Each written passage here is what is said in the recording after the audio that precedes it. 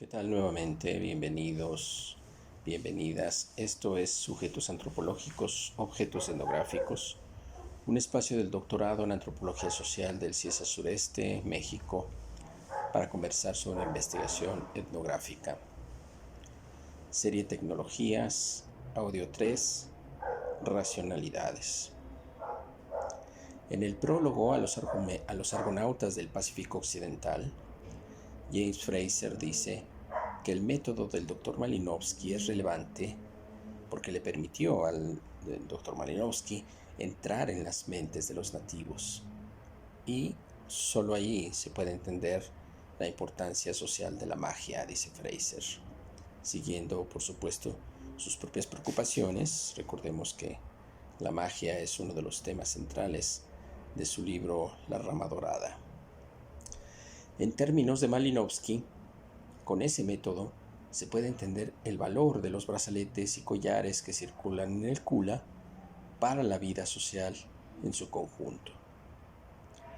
La etnografía es, entre otras cosas, una manera de ir más allá de las ideas superficiales, como aquellas que tienen los no entrenados, misioneros, comerciantes, plantadores, que no entienden la lógica de las cosas y, por supuesto, que Malinowski sí llegó a comprender. Esos comentarios de Fraser y Malinowski me recuerdan un análisis de David Graeber, mucho más reciente, sobre el fetiche. Dice Graeber, para los europeos, los viajeros, los aventureros, los comerciantes, los antropólogos, los coleccionistas, fueran cristianos, judíos o de cualquier otra creencia, la atención especial que recibían algunos objetos, así como ciertas formas de regalo y de comportamiento público entre los otros pueblos, resultaban bastante poco racionales, es decir, no estaban ajustadas a una racionalidad de valores o fines propia o conocida por los observadores.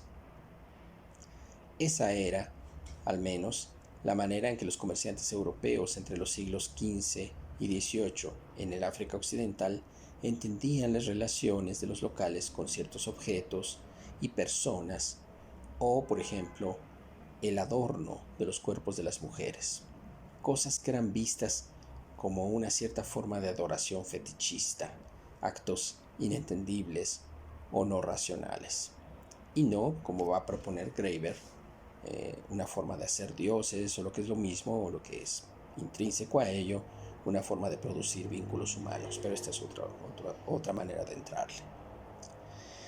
Como la apunta Graeber, es justamente esa primera forma de entender las aparentes irracionalidades en el contacto entre los europeos y los africanos, lo que dio origen a términos como los de ídolos o fetiches. Palabras usadas ampliamente en los registros de misioneros, comerciantes o administradores para referir a ciertos vínculos y acciones que ocurrían tanto entre personas como entre estas y ciertos lugares, animales, objetos y artefactos. Pensando de manera ligera, tal vez, algo semejante podría ocurrir con otros términos muy comunes en el lenguaje actual. Por ejemplo, el de corrupción.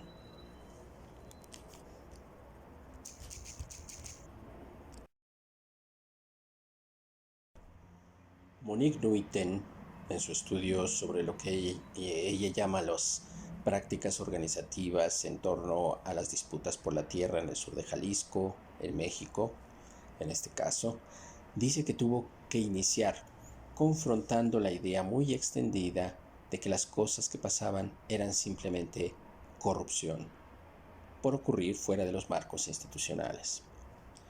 Un primer problema para la investigación, es decir, para entender mejor lo que ocurría en la cotidianidad de las gestiones sobre la tierra entre propietarios, campesinos ejidatarios y no ejidatarios y funcionarios del Estado, consistía en ir más allá de la idea de corrupción, como puras evasiones o desviaciones intencionadas de la norma. Por ello, propone Nuiten como punto de partida abandonar esa idea y dejarse llevar por los flujos de la acción, con todas sus contradicciones y ambivalencias, porque al final mucho de lo que pasa allí, en esas contradicciones y ambivalencias, es lo que termina produciendo la vida social, y no, o no solamente, los marcos institucionales en abstracto.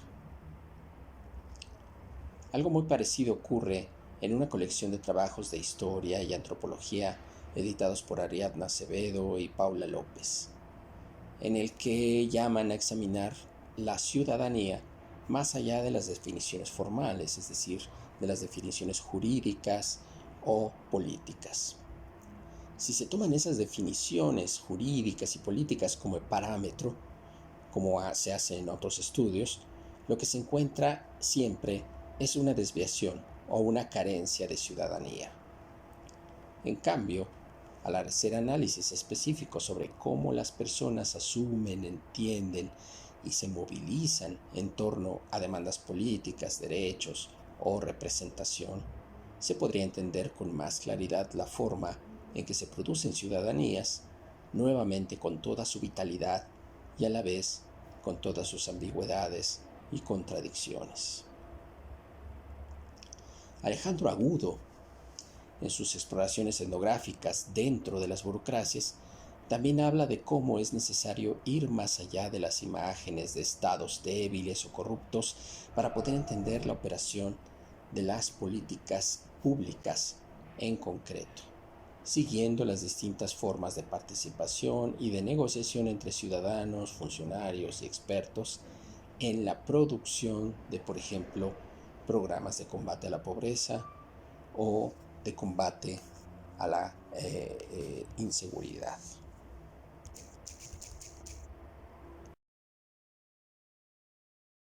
No obstante, eso no significa que cosas como el fetiche, la idolatría, la ciudadanía o el Estado sean solo figuras retóricas o ideologías al estilo falsa conciencia.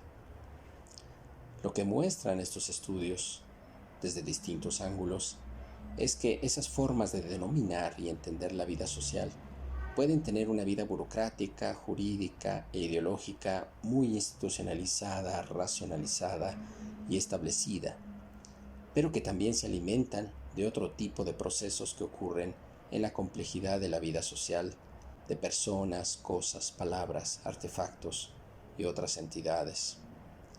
La imagen del Estado fuerte y centralizado, por ejemplo, aparece en las negociaciones cotidianas, como una invocación retórica en la negociación, como dice Nuiten, o aparece también en la operación de las políticas públicas, como analiza Agudo.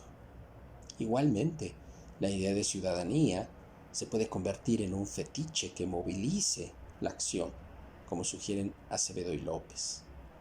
Y a su vez, fetiches también son los documentos burocráticos en los procesos de negociación, como sugiere Nuiten.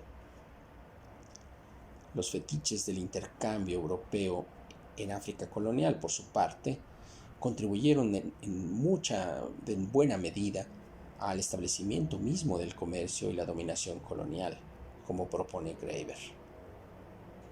En todo caso, esas entidades, ídolos, fetiches, ciudadanías, estados, son entendidos mejor al ir más allá de la línea imaginaria que separa lo racional propio de lo irracional ajeno. Aquí me atrevo incluso a adelantar una idea que seguiremos revisando en otros audios, que en la antropología quizás el verdadero reto no es la inmersión en lo ajeno, sino en la capacidad de entender justamente aquello que los comerciantes y misioneros no quisieron entender del todo en su contacto con las poblaciones del África occidental de la era colonial, y es que toda racionalidad, incluida la propia, es en cierto sentido arbitraria y cambiante, y que, como sugiere Marx, la propia economía capitalista está mediada por fetiches. Soy José Luis Escalona y esto es Sujetos Antropológicos, Objetos Etnográficos y sobre Fetichizaciones.